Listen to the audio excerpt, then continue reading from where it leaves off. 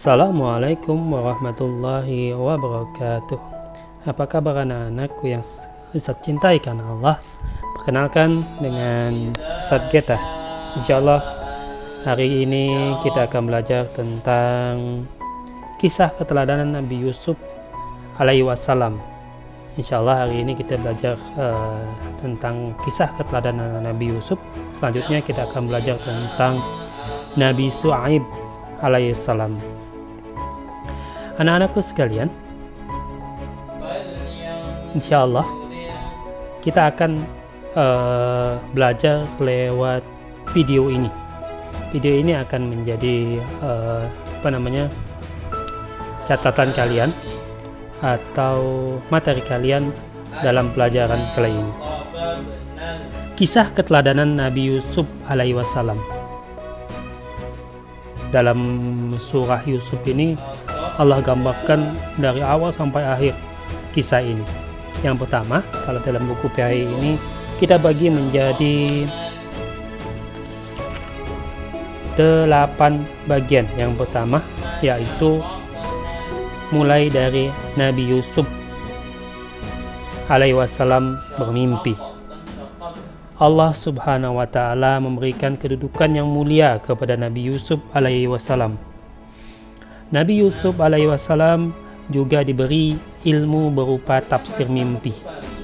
Nabi Yusuf alaihi wassalam adalah putra Nabi Yakub alaihi wassalam. Yusuf mempunyai adik kandung bernama Bunyamin dan 10 saudara berbeda ibu kakak Yusuf. Ayah Yusuf sangat dekat dengan Yusuf setelah ibu kandungnya bernama Rahel meninggal dunia.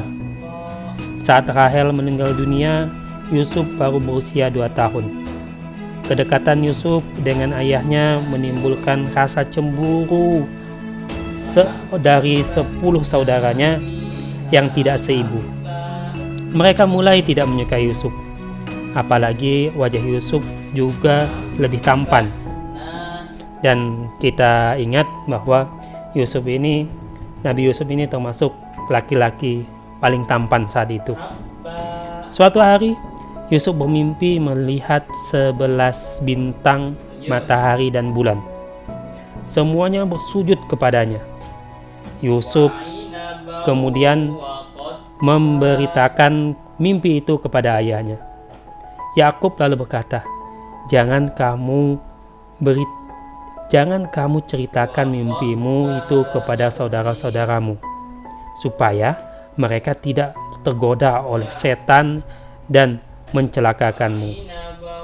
Dengan mimpi itu, ayahnya mempunyai firasat bahwa Yusuf kelak akan mendapat kedudukan yang tinggi di dunia dan akhirat. Dan sebelum mimpi itu, anak-anak, Yusuf merupakan anak yang paling disayang oleh Nabi Yakub. Karena apa? Karena akhlaknya, ketampanannya, dan bahkan sudah nampak kenabian Nabi Yusuf lewat mimpi tersebut. Sehingga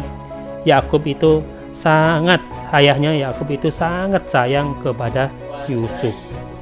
Keteladanan kedua, selain Nabi Yusuf tadi bermimpi bahwa nanti dia akan menjadi orang besar atau seorang nabi ke depannya, maka keteladanan kedua dari Nabi Yusuf yaitu yang perlu kita pelajari yaitu kisahnya.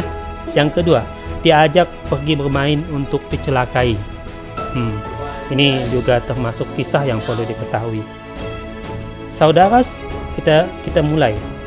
Saudara-saudara Yusuf menghadap Yakub dan meminta izin akan mengajak Yusuf bermain di hutan.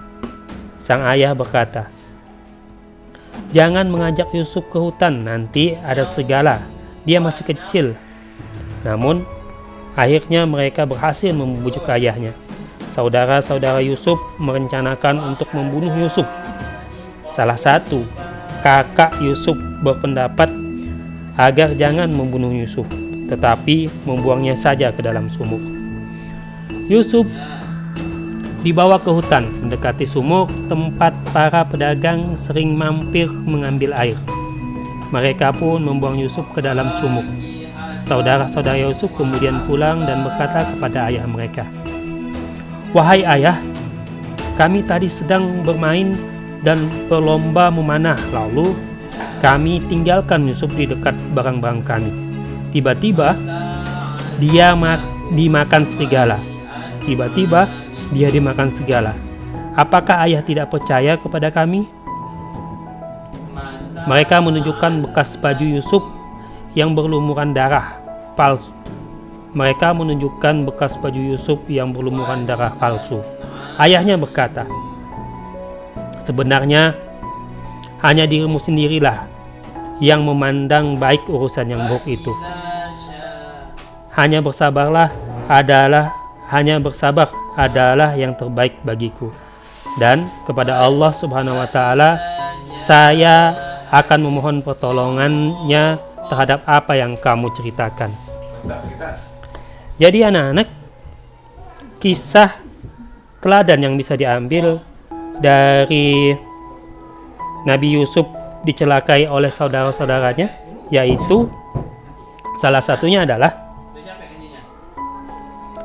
jangan suka mencelakai saudara sendiri. Jangan suka menzolimi saudara sendiri. Itu yang pertama. Yang kedua, selain kita tidak boleh dengki, kemudian mencelakai saudara sendiri, yang kedua adalah dari kisah yang teladan kedua ini yang perlu kita ambil pelajarannya adalah tidak boleh berbohong, apalagi berbohong dengan orang tua sendiri, karena orang tua adalah salah satu orang yang sangat kenal dengan anaknya. Bahkan anaknya berbohong aja dia tahu, walaupun anaknya nggak ngasih tahu, "Ma, aku berbohong, Pa, aku berbohong," tetapi firasat seorang ayah itu pasti tahu anaknya kapan berbohong, kapan tidak berbohong. Jadi jangan sekali-sekali berbohong, apalagi sama orang tua, ya, karena dalam Islam tidak mengajarkan umatnya untuk menjadi pembohong.